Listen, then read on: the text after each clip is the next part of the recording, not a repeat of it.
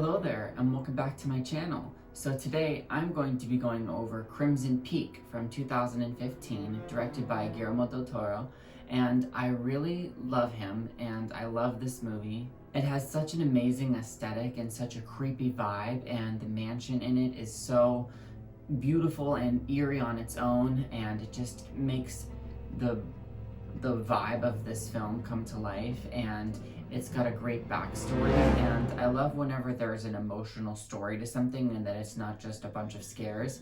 It's a really intimate movie, and there's a lot of sadness and violence in it, and I really loved how they were able to pull it off, and the messages that they were talking about in the film when it comes to being a young woman, and when it comes to just events in life, and paying attention to ghosts, because they may or may not be able to save you if you really pay attention. And with all of that being said, I think we should get right into Crimson Peak.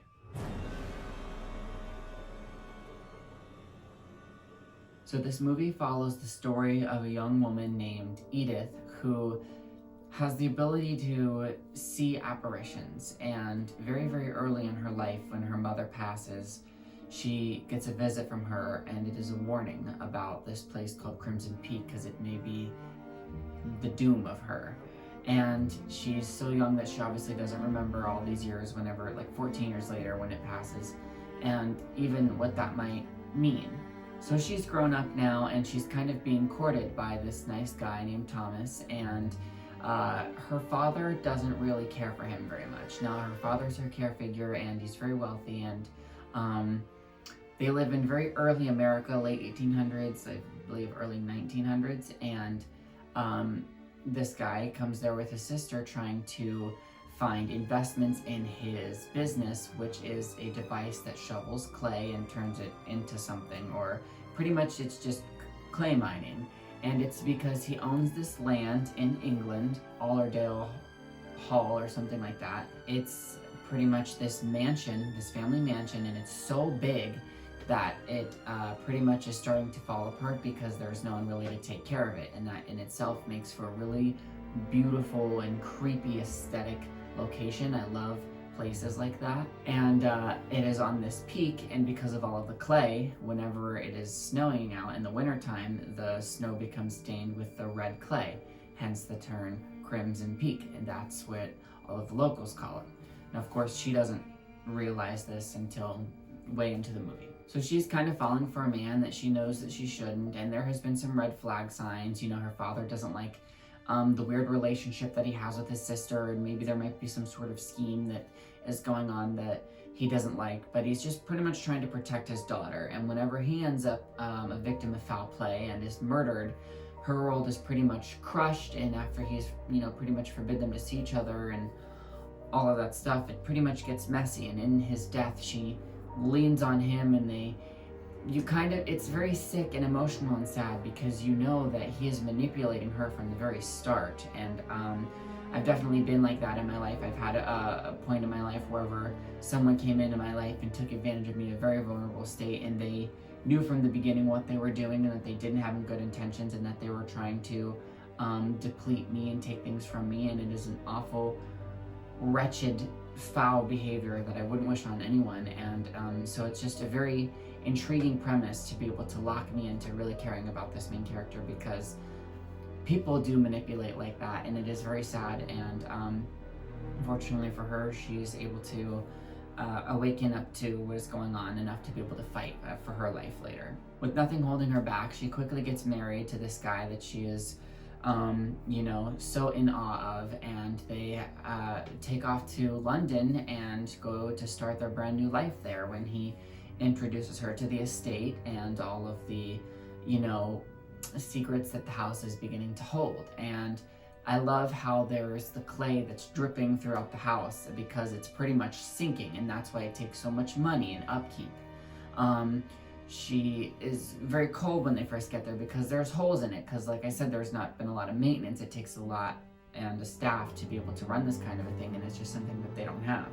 Their mother died whenever they were very young, she finds out, and they were kind of just left with this place and left with it, trying to keep her memory alive, and it's kind of just been physically sinking, and it's actually been sinking them, metaphorically, financially and emotionally, keeping them in this toxic cycle. I really love the romance and the terror and the all of the violence and the ghosts. There was a lot of this movie that I really appreciate and really respect. There's a great emotional and intellectual aspect of this, and I love following her around and figuring out the secrets that she's going through. A lot of people say that this movie is boring for them, that she doesn't really go through a character arc.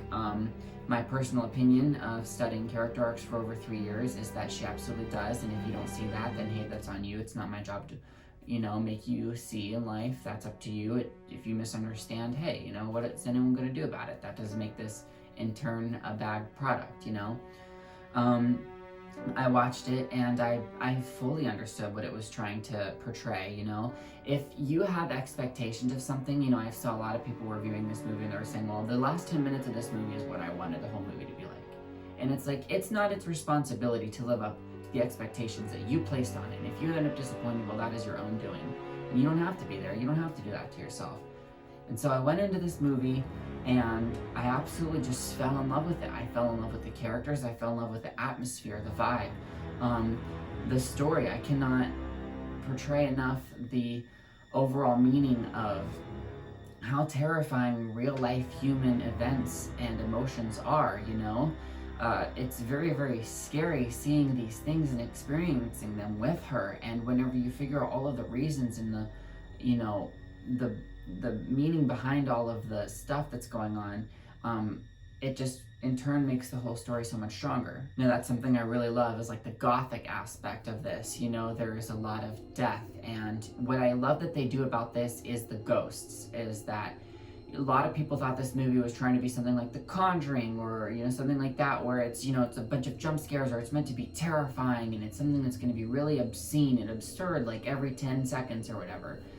And it really isn't. The fact that this is a horrifying story is because what is more horrifying than death and loss and grief and ghosts and trauma and past and trying to put things to rest and to healing? And what is scarier than having information being withheld from you, and having someone trying to work you over and, like I said, deplete you of your life and steal your soul from you, steal your body, your mind, your health? It's a very, very corrupted thing, and all of this corruption and sickness that's happening here really resonates with me, because there's been a lot of that in my life, and seeing this innocent woman having to deal with and realize everything that's happening to her and accept it and choose to do something about it. There becomes a point in this film where she stops ignoring the ghosts and starts paying attention to them, saying, what do you want from me? If you're here, give me a sign. What do you need? How can I help you? And it's because she's noticing that they're all very scary and they're so violent. And that's what I love about this, is that a lot of the time when we as humans probably see ghosts, they're awful and vicious and disturbing and grotesque, and we're not used to seeing something like that, let alone in something that died in a place of violence or sadness. So when it's latching on, obviously when she first starts seeing them, and even at the end, they're so horrifying because of the truth, and that's just what that is. But whenever she stops hiding from the truth and she kind of just starts accepting it and realizing that they need something from her, and that it's not even that they need something from her, as well as they're also trying to warn her. If you pay attention in life, a lot of the times those scary ghosts that you go, and you freak out about and you spend your life ignoring and running away from and shutting down and telling them to go away. What I appreciated about learning from this movie is that it's like, you know what, you never know what is going to be around the other corner. And whenever something like this happens, you just have to be aware of life and aware of yourself, and you have to be appreciative and open to things, because you never know whenever a ghost may be trying to reach out to you and warn you about something. I've kind of learned that whenever ghosts appear, it's more often than not a sign, a signal, a warning, or a cry for help. It's trying to, most of the time, it's not trying to lure more victims. In turn, it's trying to pursue them away. It wants to achieve healing by stopping and preventing what happened to it happening to others. And whenever Edith gets to the point where she finds the secrets and the locks of the basement, it's amazing to see that there have been countless other women there before, and there has been so much tragedy that happened to them, and so much, like I said, grief and loss, and they were drained of all of their resources and their mind. And when she finds out that there's this whole corruption thing going on between the brother and the sister, where they're just pretty much using these women to get money out of, to keep themselves alive, she starts realizing that that's a scary sociopathic situation going on here. And it's this fine line between, you know, who are what are the villains, you know, what is the real threat in life? Is it the supernatural, or is it the humans, you know? Where is the violence? And it turns out that they've been poisoning her throughout the whole movie, just like they did with every other woman. And there's this revelation that it's in the tea, and I got goosebumps this whole time whenever all of these like mysteries and secrets are coming out, you know?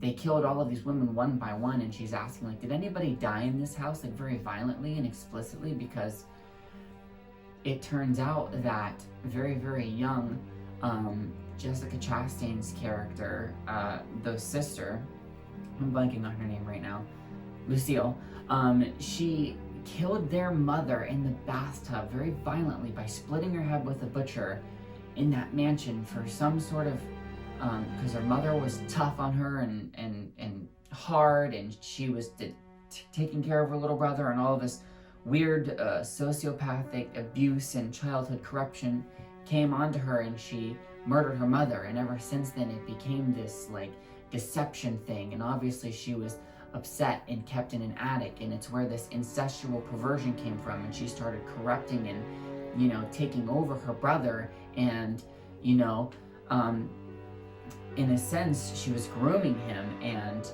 took things away from him. And that's what makes me feel so sick, is that it's like she was pretty much raping him and coercing him into thinking that this is how it should be, and it was all this manipulation. And you can tell that I'm gonna say this, it depleted him in his soul so much that he disassociated and was so broken and was so abused himself, and a part of this toxic cycle, that whenever it came to meeting Edith and something awoke in him, he realized all of the things that were going on through the way that she had honestly loved him. And it becomes really sick, because there was a part of him that was just literally doing that to work her over, and there's nothing faker or worse or scarier, or makes you feel more ill to your stomach than a false soul trying to love you, and then you realize it's actually trying to kill you. It's one of the most mind-boggling things to ever have to rework, and it's really very hard. And I admire how she went over this. But there's also the side of him that it's like he was so traumatized himself, but that once he started getting into this and feeling and being real with this woman, Edith, it started changing him, and he started realizing, and he started feeling and being open and up, and you can see this change in him where he's like so sickened with everything that's going on and with himself that it starts being on her side about it. And when this final showdown happens, it just shows you know, what people are willing to go through for each other. I love how eerie and dark it is whenever the relationship between the brother and sister are revealed, and that the whole thing is going on, and she's in the attic, and she says, you told me you loved me, you told me this, and he's like, I did, and I know that you don't believe me, but you need to trust me one last time if you can. And I can totally see in her and him that they both just had this language where he was like, I never meant for this to happen to you, and now that I see that it is, I honestly did fall in love with you, and I know it's perverted, I know that it's horrible, and you're sickened and betrayed in a way that you can't describe, and that you hate me, but please realize that there was a part of me that was being corrupted and abused too, and that his final act was going to save her and stand up against his sister. And when they fight and they stab each other, well, she ends up attacking him, Lucille ends up attacking her brother, and it's so sad and grotesque the way she gets him in the face, you know, and then she realizes that she's just killed this thing that she's just been, you know, corrupting her the whole life, and it's her only love source, and it's so, like I said, toxic and volatile and just wrong in so many different ways, but it's her only person, and so of course she's, you know, overcome with grief whenever she realizes the consequences of her actions, and, you know, she's not in her right frame of mind, and she's a disgusted, grotesque person, and she's a sociopath. There's so many things wrong with her, and it's upsetting, and it's so unfortunate. And then that's what I think makes Edith great, is realizing what happened and fighting for her life, and the way that they're like in the basement and the clay cellar, and I love all the parts of the house, and when she's taking a bath and the hallways, and like I said, this house is alive too, and just all of the tension and suspense scenes. And when we get down to that last final act, it is intense and it's brutal, and there's a knife fight and there's slashing, and I love how this girl is really fighting for her life, and it's so emotional in the last moments whenever Lucille's trying to kill her, and she's like, I'm not gonna stop, and she turns around and sees a ghost. Like, in that moment, it really realized, like it realized to me that it's like she had been manipulating and murdering countless women and poisoning them and doing these horrible things, and of course she was not setting into what she was doing, so she was probably blind to all of the ghosts that were around, to the traumas of her actions and stuff. So when something finally meant something to her, when she lost something to her, which was her brother / lover, and she turns around and see that ghost, you can see an almost like a change in her eye in that moment, where it's like she has revelations throughout this whole time that almost about the corruption, but she's still too far gone in her volatileness, that she's too toxic to turn back at this point, and it has to be stopped, and it has to be cut off and done and put to rest, and it's unfortunate.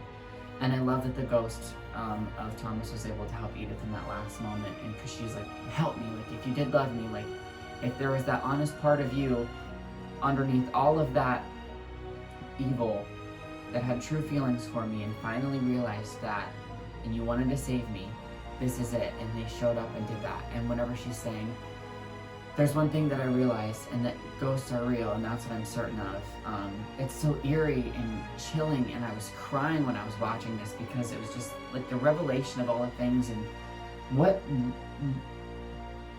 more of a fight can you go through physically, mentally, or emotionally? I mean, the husband aspect, the losing her father aspect, the grief, the moving to a different country, just, you know, like the temperature, you know, like think about the physical pain that she had to go through, all of the triumphs and stuff, you know, and breaking that manipulation and dealing with all of that stuff is so hard on your mental health, and it's so hard to